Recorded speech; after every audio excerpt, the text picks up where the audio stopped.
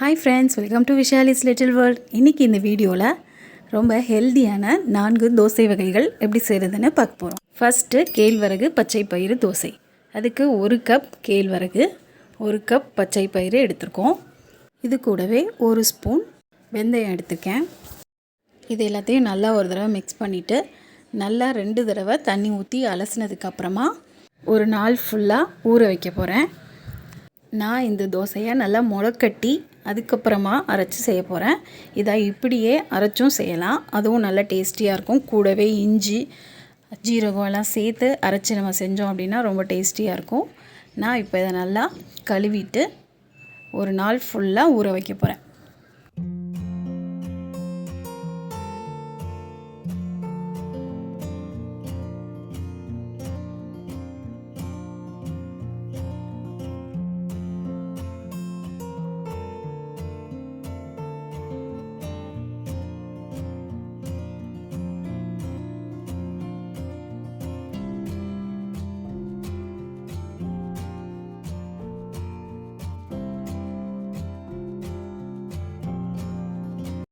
காலையிலேருந்து நைட்டு வரைக்கும் நல்லா ஊறிடுச்சு. இப்போ நைட்டு நல்லா தண்ணி வடிச்சிட்டு நல்ல ஒரு ஈர துணியில் நான் வச்சுருக்கேன்.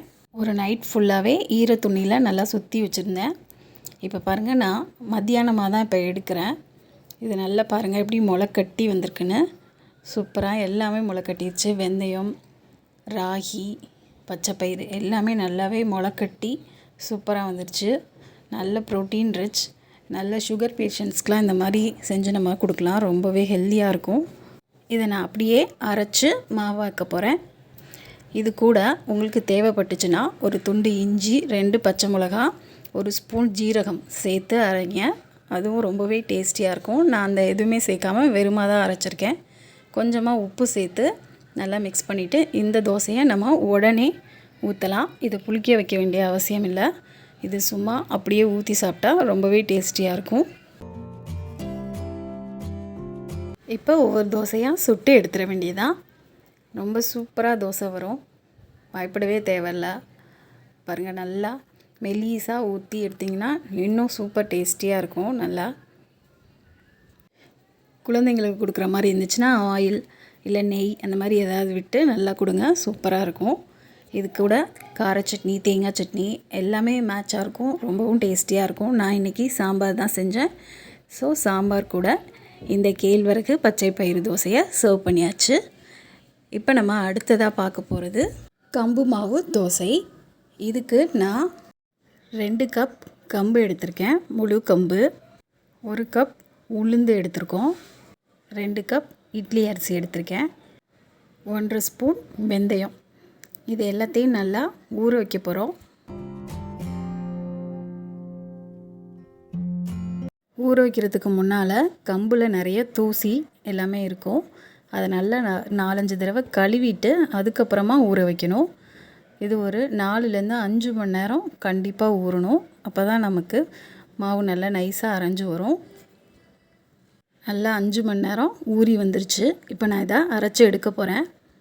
மாவு அரைச்சி எடுத்துகிட்டு வந்தாச்சு.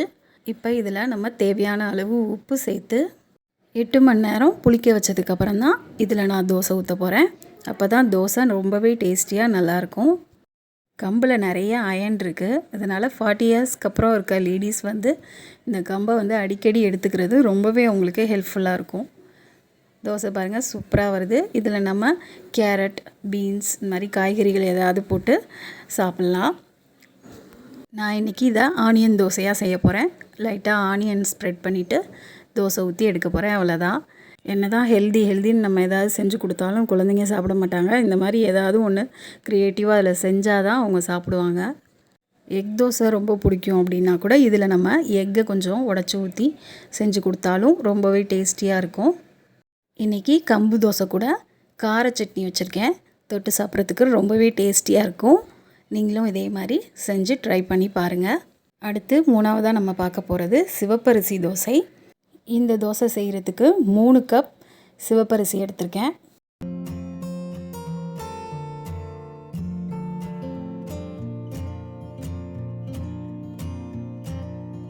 1 கப் இட்லி அரிசி எடுத்திருக்கேன். உங்களுக்கு இட்லி அரிசி வேண்டாம் அப்படின்னா 4 கப்பாகவே சிவப்பரிசி எடுத்துக்கலாம்.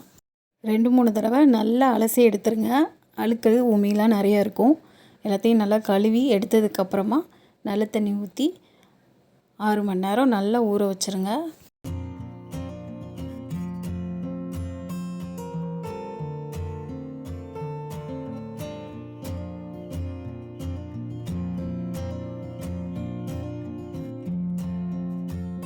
இப்போ உளுந்து 1 கப் எடுத்திருக்கேன்.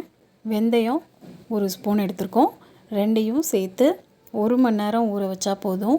அரிசி ஊற வச்சதுக்கப்புறமா மாவு அரைக்க போகும்போது 1 மணி நேரத்துக்கு முன்னாடி உளுந்தை ஊற வச்சாலே நம்ம போதும். உளுந்து நல்லா ஊறி வந்ததுக்கப்புறமா நம்ம அரைச்சிடலாம். 2 ஸ்பூன் சிவப்பு அவல் எடுத்திருக்கேன். சிவப்பு அவல் இல்லை அப்படின்னா வெள்ளை அவல் நீங்கள் எடுத்துக்கலாம். இதையும் நம்ம அரிசி அரைக்கிறதுக்கு ஒரு 5 நிமிஷத்துக்கு முன்னால் ஊற போட்டாலே போதும், நல்லாவே ஊறி வந்துடும். இப்போ எல்லாத்தையும் சேர்த்து நல்லா அரைச்சி எடுத்துகிட்டு வந்துடலாம். அரைச்ச மாவில் உப்பு சேர்த்து நல்லா 8 மணி நேரம் புளிக்க விட்டுருங்க. புளிக்க விட்டதுக்கப்புறமா நம்ம தோசை ஊற்றுறதுக்கு மாவு ரெடி ஆகிடும். இப்போ நம்ம தோசை ஊற்றி எடுத்துடலாம். இந்த மாதிரி சிவப்பரிசி கருப்பரிசிலாம் நம்ம அடிக்கடி எடுத்துக்கிறது ரொம்ப நல்லது. கேன்சர்லாம் வராமல் தடுக்கும் அப்படின்னு சொல்கிறாங்க. இந்த மாதிரி தானியங்களை அடிக்கடி நம்ம யூஸ் பண்ணுறது ரொம்ப ரொம்ப நல்லது. பாருங்கள், தோசை சூப்பராக இருக்கும். இந்த சிவப்பரிசி தோசை ரொம்பவே டேஸ்டியாக இருக்கும். நல்லா மெலிசாக ஊற்றுனீங்க அப்படின்னா ரொம்ப நல்லா முருகலாக வரும். செம்ம டேஸ்டியாகவும் இருக்கும்.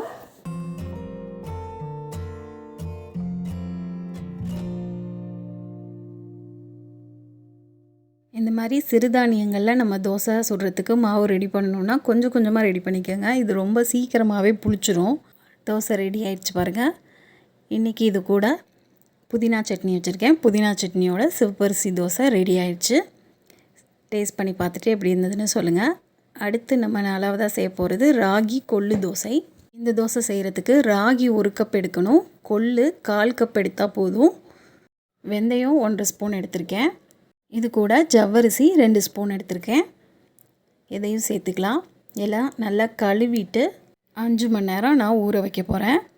எல்லாத்தையும் நல்லா சுத்தம் பண்ணணும். ராகியில் அழுக்கு நிறைய இருக்கும். நல்லா 2-3 டைம் நல்லா அலசி எடுத்துட்டு அதுக்கப்புறமா ஊற வைங்க.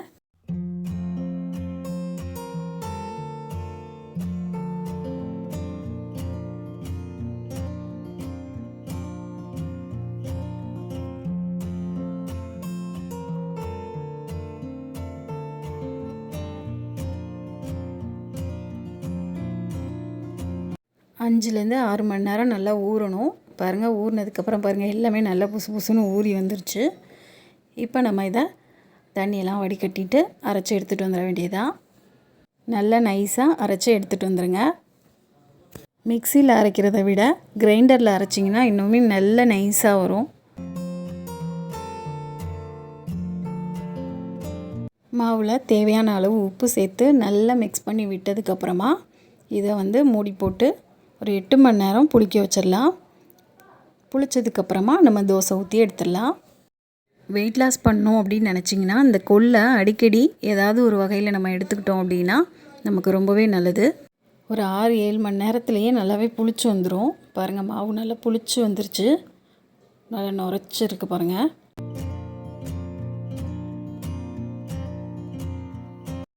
இதை நல்லா மிக்ஸ் பண்ணி விட்டுட்டு நம்ம தோசை ஊற்ற வேண்டியதான். தோசைக்கு ஊற்றுற மாதிரி நம்ம தேவையான அளவு தண்ணி ஊற்றி நல்லா கரைச்சிட்டு இப்போ நம்ம ராகி கொள்ளு தோசை ஊற்றிட வேண்டியதான். குட்டீஸ்க்கு கொடுக்குற மாதிரி இருந்தால் நம்ம நிறையவே நல்ல எண்ணெய் ஊற்றி இல்லைனா நெய் ஊற்றி கொடுங்க. ரொம்ப டேஸ்டியாக இருக்கும். பெரியவங்களுக்கு கொஞ்சம் ஆயில் கம்மி பண்ணிவிட்டு நீங்கள் தோசை ஊற்றி கொடுங்க. இந்த ராகி கொள்ளு தோசையும் ரொம்பவே டேஸ்டியாக இருக்கும். கொள்ளு வாசனை எல்லாம் தெரியவே தெரியாது. ரொம்பவே டேஸ்டியாக இருக்கும். இது மாதிரி ஊற்றி ட்ரை பண்ணி பாருங்கள். இன்றைக்கி கொள்ளு தோசை கூட கார சட்னியும் கொத்தமல்லி சட்னியும் வச்சுருக்கேன். நீங்களும் இதே மாதிரி வெரைட்டியாக தோசை செஞ்சு பார்த்துட்டு எப்படி இருந்ததுன்னு எனக்கு கமெண்ட்டில் சொல்லுங்கள். நீங்களும் இதே மாதிரி வெரைட்டியாக ஹெல்த்தியாக உங்கள் குழந்தைங்களுக்கு வீட்டில் இருக்கவங்களுக்கு தோசை செஞ்சு கொடுத்து சாப்பிட்டு எப்படி இருக்குன்னு கமெண்ட்டில் சொல்லுங்கள். இதே மாதிரி அடுத்த வீடியோவில் உங்களை சந்திக்கிறேன். தேங்க்ஸ் ஃபார் வாட்சிங். Bye friends.